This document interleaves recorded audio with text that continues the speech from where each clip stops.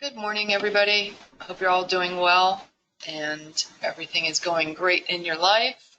So this morning I just want to do a quick video on reading your time-based chart. I know I haven't done a video in a little while, so hopefully you guys will find this helpful. So this is pre-market. So obviously if you don't trade pre-market, it doesn't matter. You can use this whenever you're trading or whatever you're trading. So I'm just going to show you NQ on a 15-minute chart. And so up until this candle right here,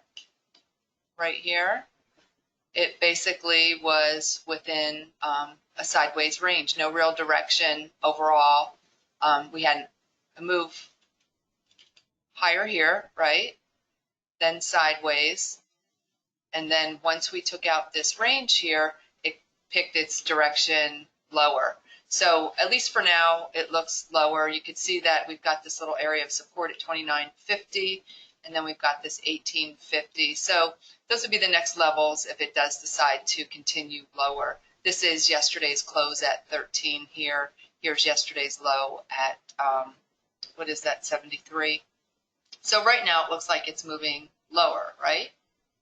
Okay, so if we're looking to take an entry on that, we can go, use our regular entries. This is a 12 range on NQ, and you don't have to trade NQ. You can trade the YM, ES, whatever you're interested in. NQ just happens to be moving this morning.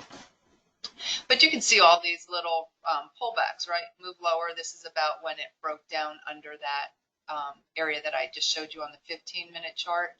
So at that point, you don't really know if it's going to continue lower or is it just taking out a bunch of stops from people who are trading the range when it was sideways. We do get a setup here. You can see it right here. I'll mark it for you. So this is off the range chart. So once it starts moving lower, it remains to be seen whether we're going to continue lower or are we going to trade back into the area that was going sideways. So you can see we move lower, and then we get this retracement. We get this little tiny retracement here, but we wind up getting this little bit bigger retracement here back up to the VWAP, and then also an area that we have marked as support, which now would be resistance. And then you can see that you get your 40-point gapper here. So you could actually short that as a pullback if you want.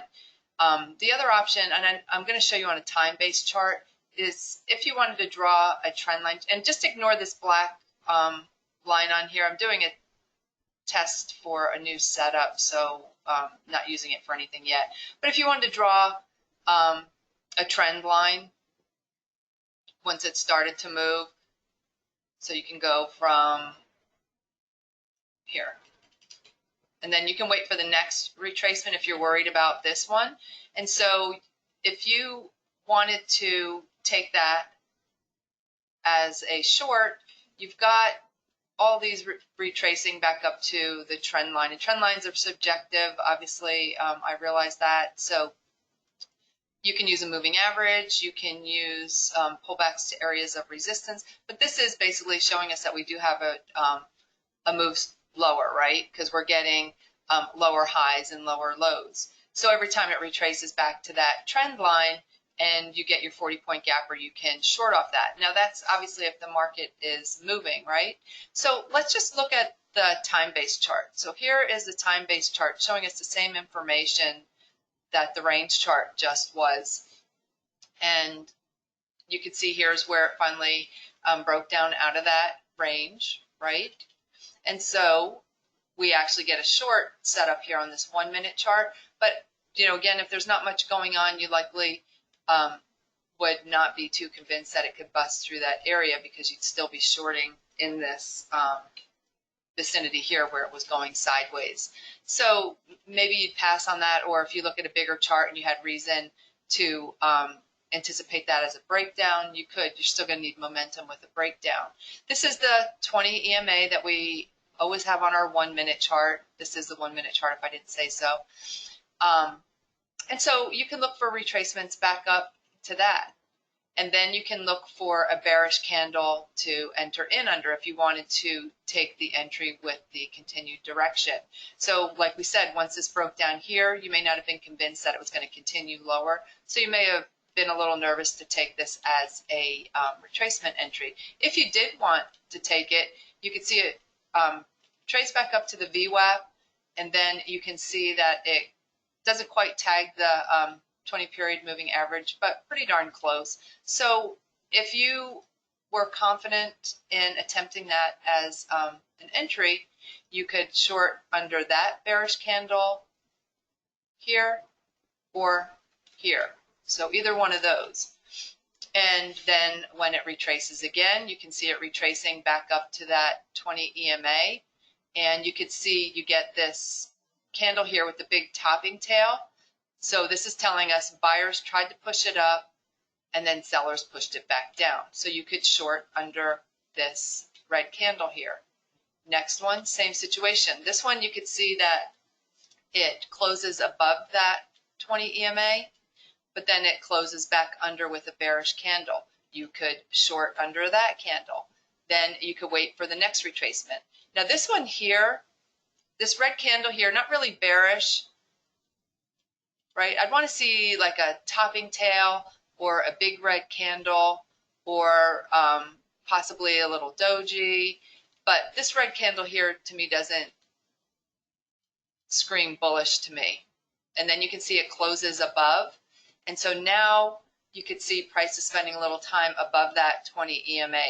So now I'd be a little cautious about attempting the next short, right? Because we just spent time above that 20 EMA. And granted, it did roll over. I have no place here that I would be interested in taking an entry unless it can start, another move lower. And then here you can see where back here we're getting swing lows that are each lower than the previous, where this one here we basically get a little bit higher low here at support. This is the market profile. So this is fair value area low, and you can see it attempted there. Now what does look interesting is if it does take out this area here where it's been holding under these bottoming tails, that which it's trying to do right now, it could create a flush of stop orders getting hit, right? Because if you get buyers keep stepping up in that same area, where they're going to put their stops, they're going to be under this area where we've got these bottoming tails. So that would be a spot to look for a possible breakdown. That I'd be more interested in instead of this as a new entry as it closed below. Now if you get it hanging there and then you get a nice bullish candle, you could attempt it, but with every pullback, you're going to notice in most instances the market is going to have less substantial moves in the overall trend direction. Then the other thing to remember too is that when we get our 40-point gapper on the time-based chart, this is a heads up that price is likely to go sideways to fill that space majority of the time on a time-based chart. So just a heads up on that. And then you could also, just like on the range chart, if you wanted to draw your trend lines,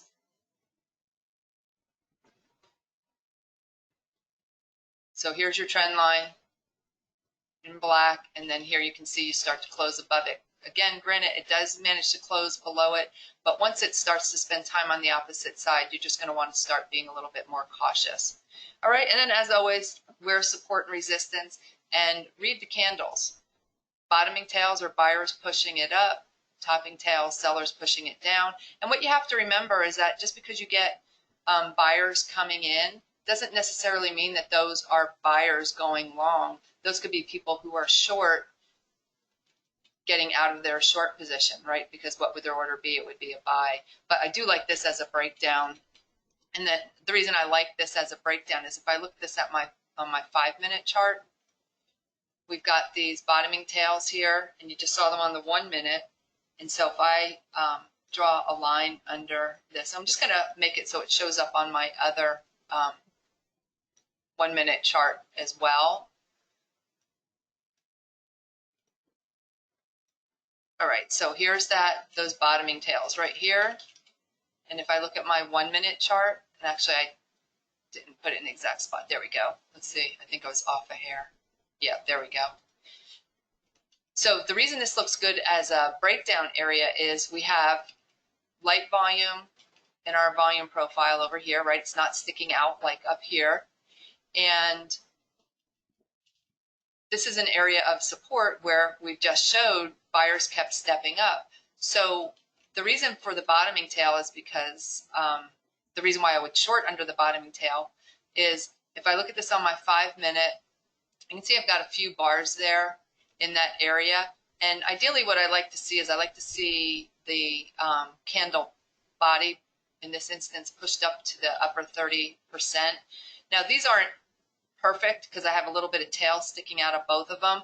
But what I like about it is, in spite of that, we've got buyers that have stepped up here on this bar, and this bar.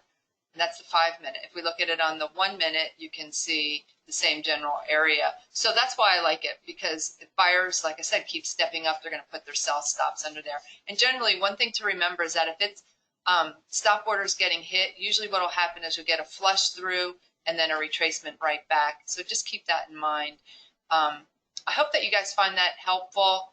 And if you have any questions, just shoot me an email. But you have to just remember that these candles are telling us a story, right? And so the bigger the chart, the more information you might be able to grasp out of it. But in reference to using what the candles are telling us, we always want to be referencing it either with, you know, an area of resistance or an area of support or a trend line or a moving average, something along those lines. Otherwise, when you look at it in a sideways market like this up here, they're not really telling us a whole heck of a lot, right? Except that, you know, it's consolidating. And so if it's consolidating, it's gearing up for either a move higher or a move lower, right? All right, you guys, well, I hope that you find that helpful, and just practice with it, and you'll be surprised at the information that your candlesticks can tell you. Have a great day, you guys.